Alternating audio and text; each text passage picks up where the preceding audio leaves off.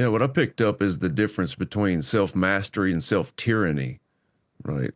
How many times to be disciplined, the idea is I have to conquer a piece of myself rather than allow the pieces of myself that are here to really flourish.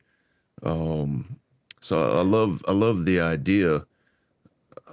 I'm curious if you want to say more about what it is to be a man and to soften and be sensitive.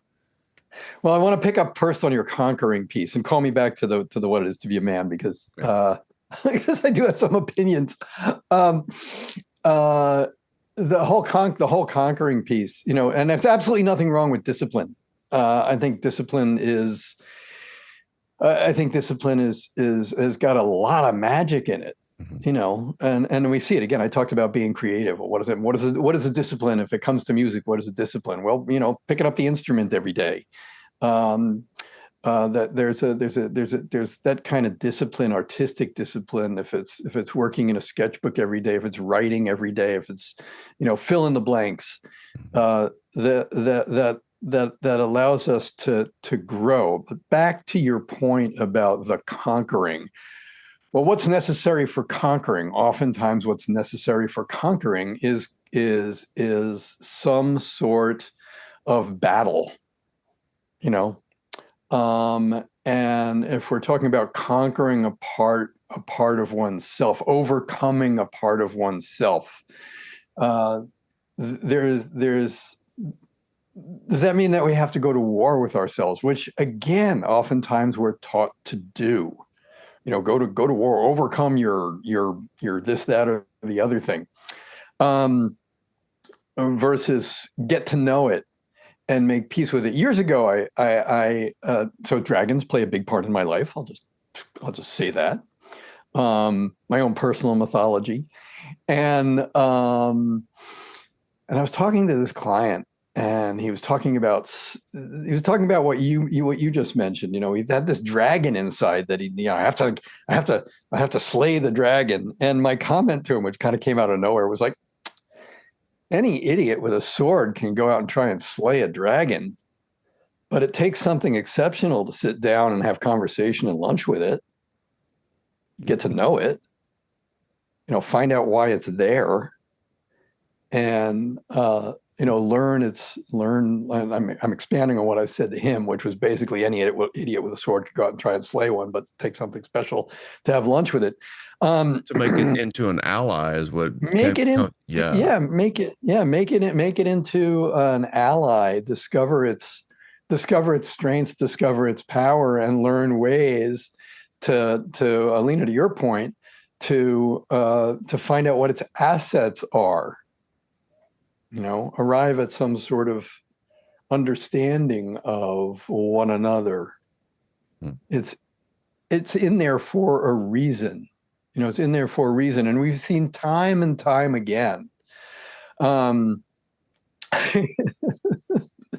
being here in upstate New York, we can talk about our history of governors who have tried to, yeah, Alina, as a fellow New Yorker, we've got this history of governors who took their shadows and pretended that they weren't there, tried to vote them off their own island, only to have them come back and bite them in the ass to the point where they had to resign, um, in shame or something like that. It's like, okay, what if you actually got to know that part of yourself? No, what then?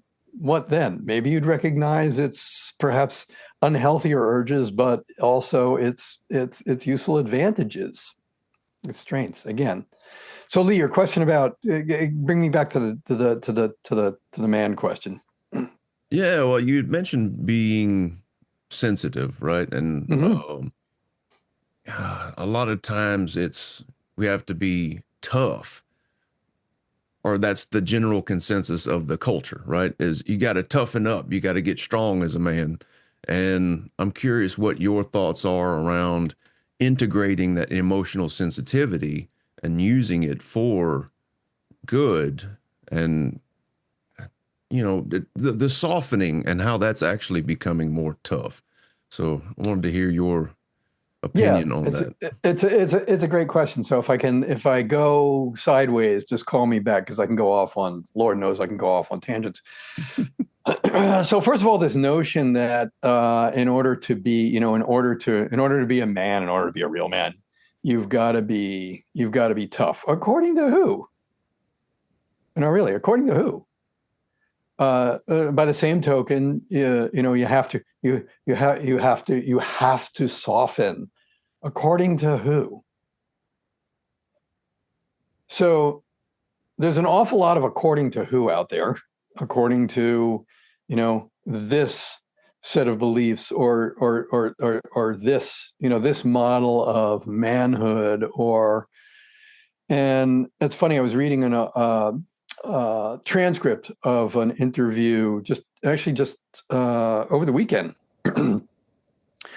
with Terry Real, relationship psychotherapist, who's done a lot of work in the arena of not just relationships, but specifically men in relationship. And one of the things that he said that I just loved is he was asked a similar question. He said, there is no model of man, and I'm paraphrasing, but there's no existing model of manhood in the popular culture or anywhere really that has gotten it right, and as a result, everybody suffers, not just men, but the culture, the world. If we want to go that far, look at it from a bigger systems point of view. And he's absolutely right. And one of the things that, and this is part of what I do. I know I'm not the only one in the world who does this, who does men's work, who approaches it this way. But to me, I love this quote by this statistician George Box: "All models are wrong. Some of them are useful." And I think if you're looking at models of manhood, like right now in our current political, current political moment, this notion, this Elon Muskism that using as an example, that empathy is the weak link. Pardon me for being so forthright, but that is just fucking stupid. I mean, that's just ridiculous. The idea that empathy is, no, come on. Come on. And so the bottom line is, for me,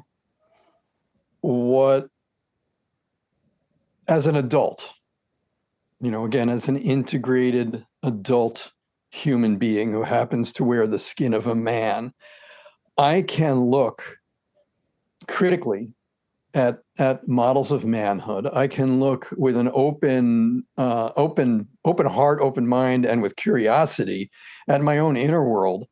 And I can look at the people with whom I'm in relationship, and I can decide for myself. I can make my own decision. And that's part of the privilege, if you will.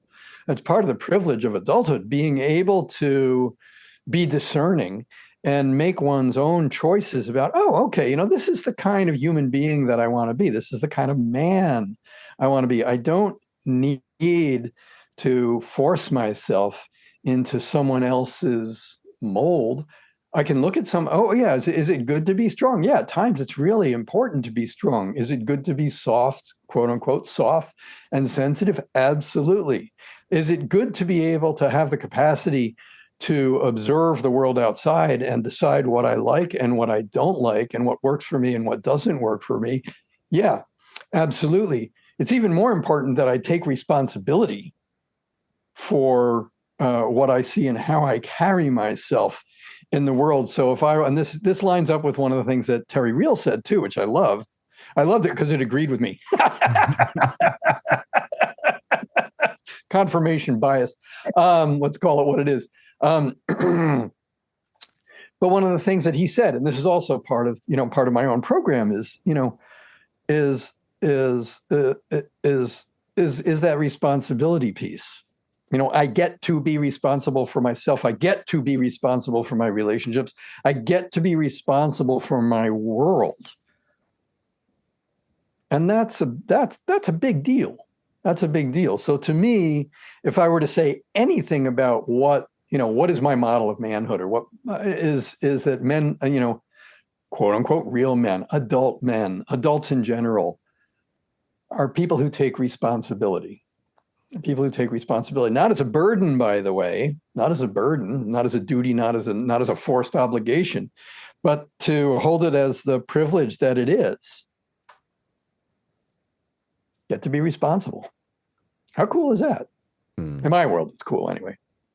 Powerful.